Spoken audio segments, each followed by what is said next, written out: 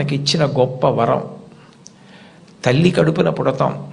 నిజానికి ఈ తల్లి కడుపున పుట్టాలి అని ఎవరు నిర్ణయించుకోరు.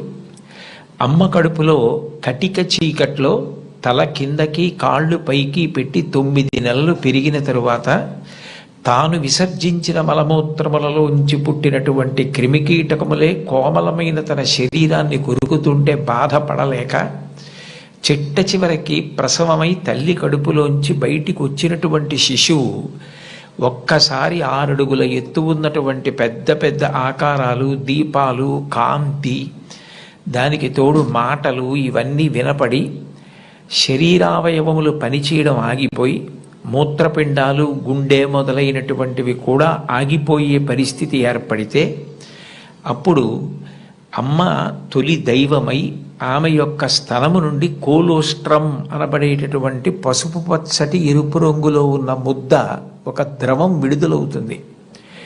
అది భగవంతుడు పెట్టినటువంటి ఒక గొప్ప వ్యవస్థ.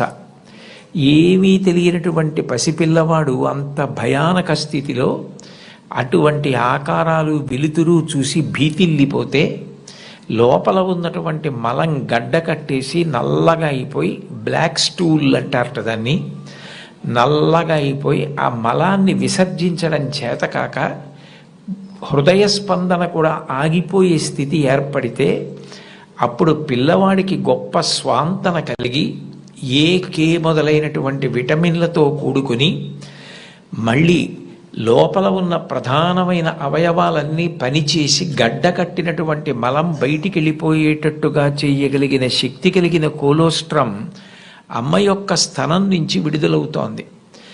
ఈ మాటలు నేను చెప్పట్లేదు. చాలా ప్రఖ్యాతమైనటువంటి ఒక గైనకాలజిస్ట్, ఒక డాక్టర్ గారు, రామాంజనేయులు గారని, వారు ఒక పుస్తకం రాశారు. ఆ పుస్తకం ఇంగ్లీష్లో ఉంది, మాతృదేవో భవ అని. ఆ పుస్తకంలో ఆయన వైద్యశాస్త్రాన్ని స్త్రీకి అన్వయం చేసి అసలు స్త్రీ అన్న ప్రాణి లేకపోతే ఈ సృష్టి లేదు, ఒకవేళ సృష్టి జరిగినా నిలబడే అవకాశం లేదు. తండ్రి కోట్లకు పడగలెత్తినవాడు కావచ్చు, గొప్ప అధికారి కావచ్చు, కానీ పుట్టినటువంటి పసిబిడ్డ ఆకలితో ఏడుస్తుంటే ఆ పసిబిడ్డకి పాలు పట్టగలిగినటువంటి శక్తి అమ్మకొక్కదానికే ఉంటుంది. నేను ఈ బిడ్డని రక్షించుకోవాలి అన్న తాపత్రయం, ఆ తిరుగులేని ప్రేమ అమ్మకి మాత్రమే ఉంటుంది.